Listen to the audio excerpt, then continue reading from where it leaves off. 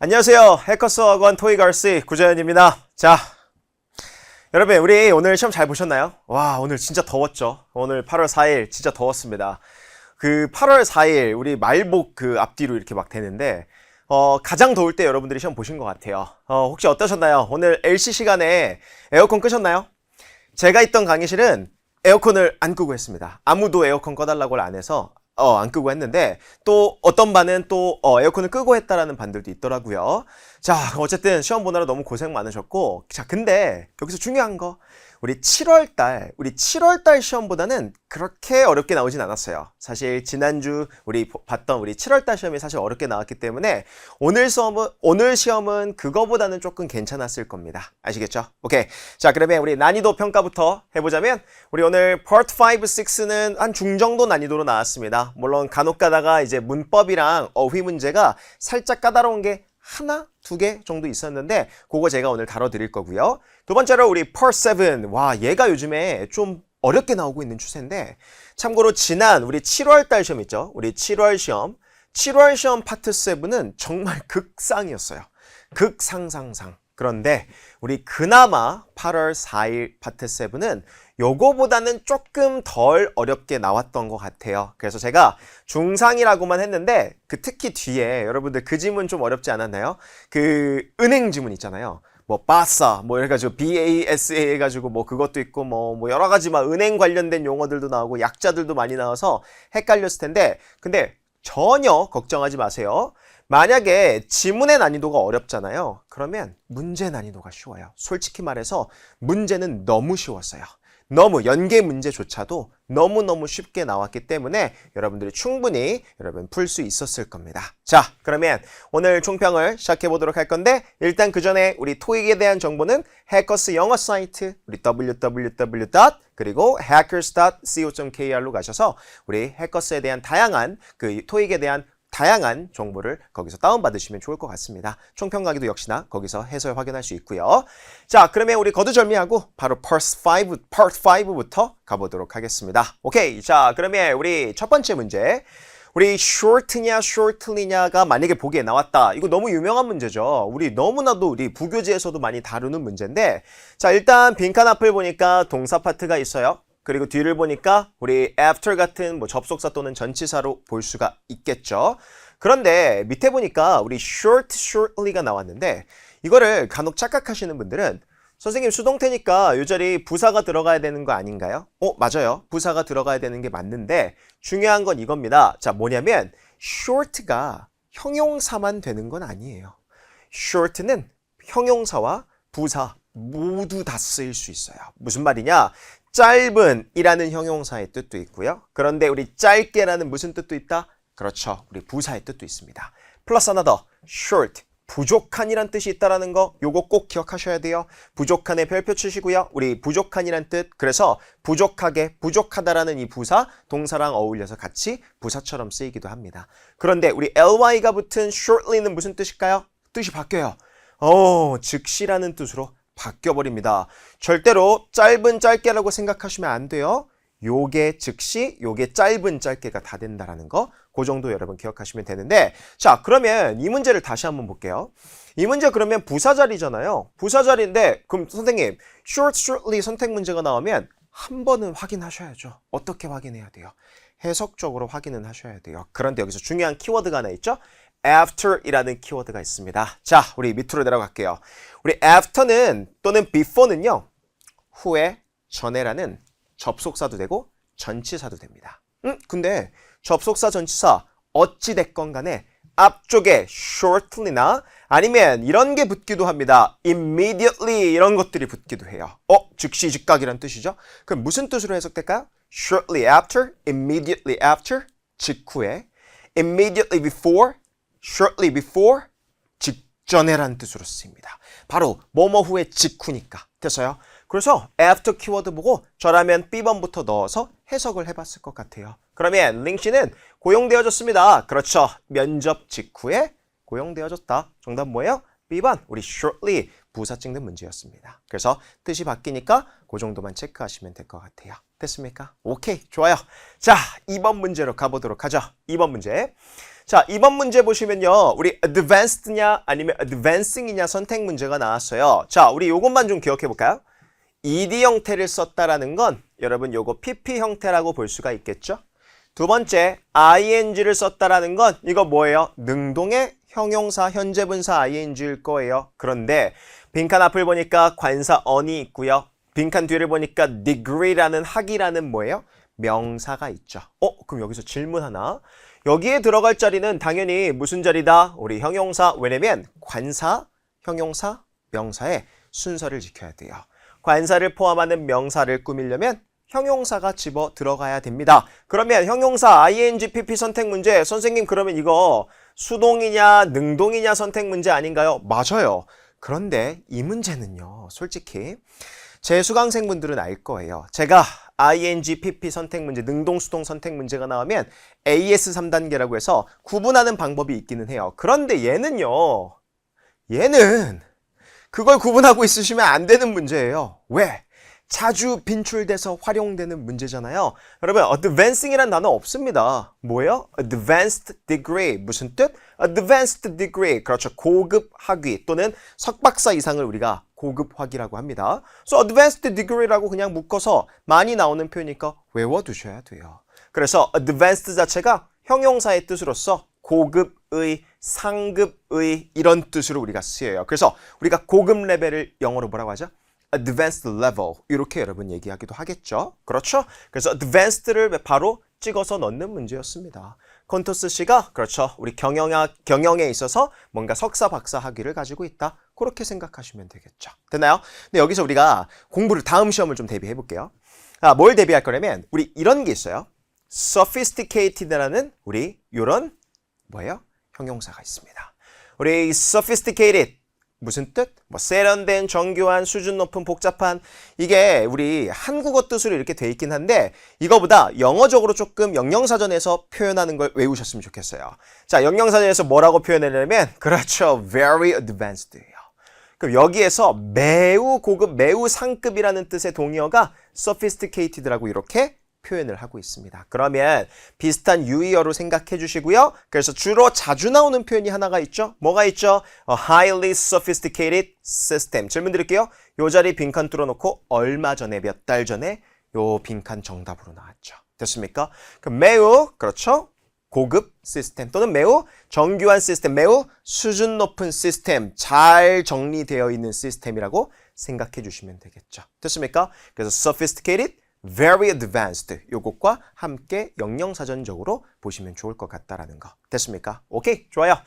자, 그러면 2번 문제 됐고 3번으로 가볼게요. 자, 3번은 제가 수업 시간 제 수업 들으신 분들 알 거예요. 전치사 단원을 하게 되면 그 중에서 제일 중요한 전치사, 우리 전치사 종류 되게 많잖아요. 근데 그 중에서 제일 중요한 거 제가 뭐라고 하죠? despite만큼은 무조건 외우셔야 돼요. 여러분 제가 기초반도 하고요. 인문반도 하고요.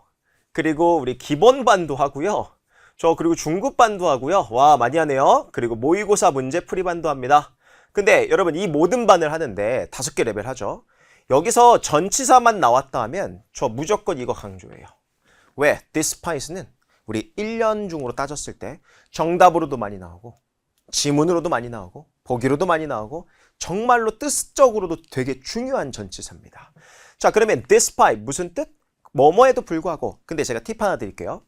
한국말 번역 뜻을 외우는 것도 중요해요. 하지만 despite이 갖고 있는 특성을 좀 기억하면 좋은데 상반적인 상황을 묘사할 때 씁니다. 상반적인 상황보다 뭔가 앞뒤에 상반적인 내용을 말하면 despite을 넣으시면 돼요. 근데 이걸 한국말 뜻으로서 막 넣어서 여러분 풀려고 하면은 모두가 다 정답인 것처럼 보여요. 무슨 말이냐?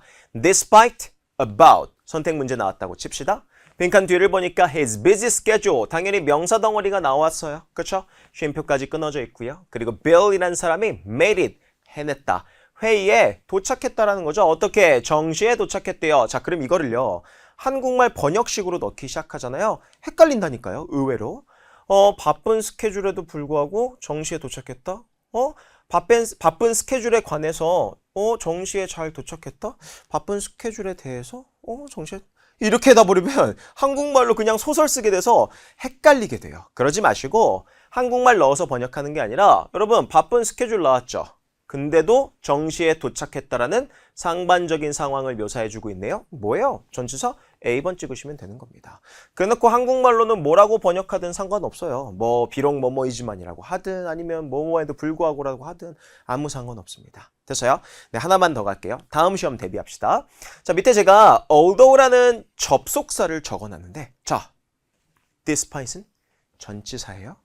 그런데 although는 접속사입니다. 특히 부사절을 이끌어주죠. 부사절 접속사 무슨 뜻? 그렇죠. 비록 뭐뭐이지만이란 똑같은 뜻으로서 문장을 이끌어줍니다. 자, 그러면 얘도 상반적인 뜻을 나타내는 접속사, 얘도 상반적인 뜻을 나타내는 전치사예요. 그럼 뜻은 같은데 품사가 다르죠. 당연히 선택 문제 나오죠. 와, 자주 나옵니다. 아시겠죠? 그럼 although의 쓰임은 뒤에 뭐가 나와요? 보니까 주어, 동사, 그리고 쉼표로 부사절을 이끌어주고요. 그 뒤쪽으로 주절이 나와 있는 상태겠죠. 그래서 질문, 우리 despise는 전치사라서 뒤에 명사 덩어리가 나오는 덩어리고 그리고 although는 뜻은 똑같지만 접속사로서 문장을 이끌어준다. 그 정도만 체크하시면 좋을 것 같습니다. 됐나요? 오케이, 좋습니다.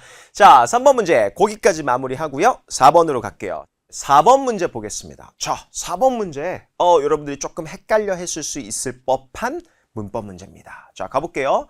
자, either, anybody, whoever 선택 문제가 나왔다라고 칩시다. 자, 일단은 우리 보기를 한번 보면 일단 A, B와 C를 나눠주셔야 돼요. 왜 그럴까요? 일단 C는요, 접속사예요. 아, 명사절을 이끌기도 하고 부사절을 이끌기도 합니다. 그럼 여러분 얘가 접속사라면 뭔가 이 빈칸을 기점으로 앞뒤에 동사가 여러 개가 있어야 되고 접속사가 없어야 되죠. 그런데 빈칸 앞을 볼게요. 쉼표로 끊어져 있어요. 근데 앞에 보니까 whether이라는 접속사가 있고 주어와 동사가 나와 있네요. 그러면 이미 whether이라는 부사절 접속사가 이끌어주고 있는 부사절이네요. 그리고 빈칸을 뒤쪽으로 동사가 하나 나와 있는데 마침표로 끊어져 있죠. 질문. 그럼 저 빈칸 자리는 무슨 자리가 돼야 될까요? 그렇죠. 주어 자리가 돼야겠죠. 주어 자리에 들어갈 수 있는 품사는 뭐예요? 명사겠죠. 근데 갑자기 이미 여기에 접속사가 있는데 여기에 또 whoever이라는 접속사를 집어넣을 수 있을까요? 없을까요? 없겠죠. 그렇죠. 넣을 수 없습니다. 접속사가 중복돼서 이렇게 들어갈 수는 없겠죠. 됐나요? 그러면 우리 whoever 명사절이나 부사절을 이끌고요. 참고적으로 말씀드리면 불완벽한 문장을 이끌어줍니다. 뭐 주어가 없거나 목적어가 없는 상태가 될 거예요. 됐어요? 자, 그러면 결국은 anybody냐 또는 either이냐 선택 문제인데 자, 주어 자리에는 명사라는 품사가 들어가는데 여러분 이거 모르시는 분들 꽤 있더라고요. either 당연히 명사 역할을 할 수 있어요. 우리 물론 상관 접속사라고 해서 뭐 either A or B라고 쓰이는 경우도 있지만 꼭 그런 경우가 아니라 그냥 주어 자리에 명사 자리에 쓰일 수 있는 단어입니다. 그리고 anybody 당연히 명사 자리에 쓰일 수 있겠죠. 그럼 선생님 이거 해석해야 되나요? 오케이, 일단은 해석을 해볼게요. either은 뜻이 뭐냐면 둘 중 어느 하나 또는 두 개 각각 또는 either side 뭐죠? 양쪽이라는 표현을 우리가 쓸 수 있겠죠. 그렇죠. 여러분 우리 either은요 항상 공통적인 특징이 뭐냐면 그렇죠. 두 개를 묘사할 때 주로 씁니다. 두 개. 뭐 둘 다라는 의미라기보다는 둘 중에 어느 하나 또는 두 개 각각의 그 존재를 존중해 주는 거예요. 그러면 밑에 있는 B번 anybody는요. 누구 아무라는 뜻이 일단 있어요. 한국말 번역으로 너무 신경 쓰지 마세요. 그런데 부정문이나 의문문에서 쓰여요. anybody 그리고 하나 더 꼭 두 명을 지칭하거나 두 개를 지칭하는 때일 때 쓰는 건 아닙니다. 그러면 범주를 좀 더 넓힐 수가 있겠죠. 야, anybody. 그래서 does anybody want to play with me? 누구 나랑 농구 경기 하고 싶은 사람 있어 여기에? 누구 있어? 주로 의문문 같은 데서 쓸 수가 있겠죠. 그렇죠? 그러면 either인지 anybody인지 그럼 이것만 보고 해석 넣지 마시고 문맥을 좀 볼게요. 밑에 Mr. Cushion은요. 버스나 기차 두 개, 요거 둘 중에 하나 어떤 걸 타든지 간에 그쵸? 그를 어디로? 그렇죠. 정시에 거기로 데려다 줄 거야. 즉, 두 개의 방식이 나왔잖아요. 두 개를 지칭하는 거 뭐다? 그렇죠. either이죠. 정답 A번 찍으시면 되는 겁니다. 됐어요? 여기에 갑자기 anybody가 물론 평서문이라서 좀 어울리지도 않기는 하지만 중요한 거 여기서 버스나 트레인을 지칭해 줘야 되는데 일단은 두 개를 지칭한다라는 거 의미로도 안 쓰이고요. 또 사람도 아니잖아요. 설사 사람이었다 하더라도 둘 중에 어느 하나 또는 둘 다 뭐 아무거나 그를 정시에 데려다 줄 거다라는 말로써 either이라는 대명사를 넣어주셔야겠죠. 됐습니까? 그래서 어렵진 않은데 한 번쯤은 고민했을 법한 그런 문제예요. 그렇다라는 건 시간이 조금 소모가 된다는 거죠. 다음에 이런 류의 문제가 나오면 시간 소모 없이 빨리빨리 푸셨으면 좋겠어요. 됐어요? 우리는 효율적으로 푸는 게 목표니까. 오케이, 다음 문제 가겠습니다. 자, 5번째 문제예요. 자, 이 문제도 되게 좋은 문제인데 공부하기도 좋아요. 가볼게요. until이냐 because냐 선택 문제라고 있다고 볼게요. 자, 일단 until은 전치사도 돼요, 사실은. 그리고 부사절 접속사로도 쓰이죠. 그쵸? 뭐뭐까지라는 시간을 나타내는 접속사 전치사로 쓰입니다. 그쵸? 근데 우리 because는 뭐예요? 부사절 접속사예요. 그리고 특히 이유를 나타내는 거 또 뭐뭐 때문에라는 그래서 해석이 생기게 되는 거죠. 근데 이유를 나타낸다라는 말이 중요합니다. 근데 여러분 위를 문장을 보죠. 그러면 접속사니까 뒤에 investor, provide 주어 동사 나와 있고요. 앞쪽 보니까 역시나 주어 the construction work 뒤에 would not proceed라는 주어 동사 나와 있고 당연히 여기에 접속사로서 들어가야겠죠. 그래서 전치사라기보다는 접속사끼리 선택 문제가 되는 거예요. 근데 선생님 그럼 저는 선생님 수업 시간에 부사절 접속사끼리 선택 문제가 나오면 결국은 앞에 있는 문장과 뒷문장의 관계를 보라고 했던 것 같은데 맞아요. 여러분 한국어로 끼워 맞춰서 해석하는 게 아니라 앞문장과 뒷문장의 관계를 보셔야 돼요. 해석을 하면서. 그런데 지금 이 문제는 사실 거기까지 갈 필요도 없는 문제입니다. 왜?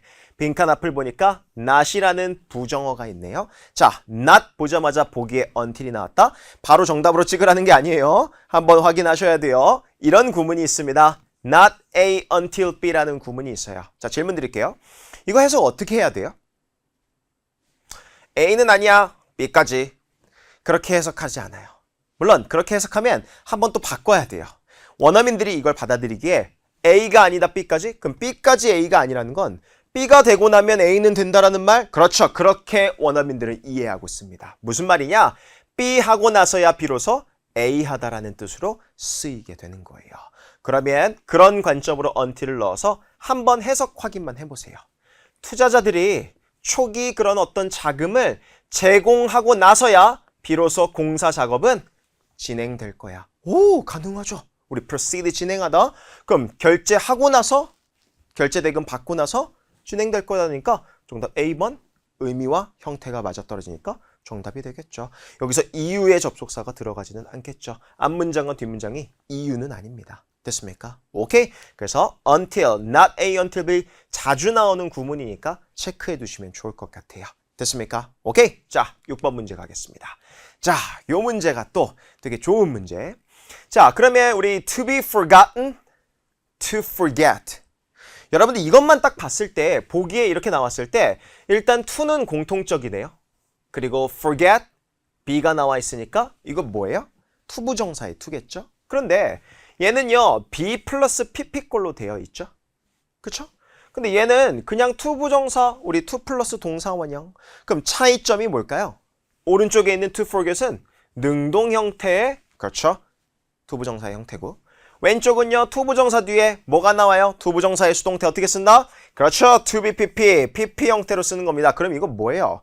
투부정사의 능동으로 쓸 거냐 수동으로 쓸 거냐의 선택 문제인데 여기에는 한 가지 개념이 더 들어갑니다. 그래서 정말 제가 좋아하는 식의 문제예요. 왜? 공부한 사람들이 그거를 깨우치면서 풀 수 있는 문제니까. 가봅시다.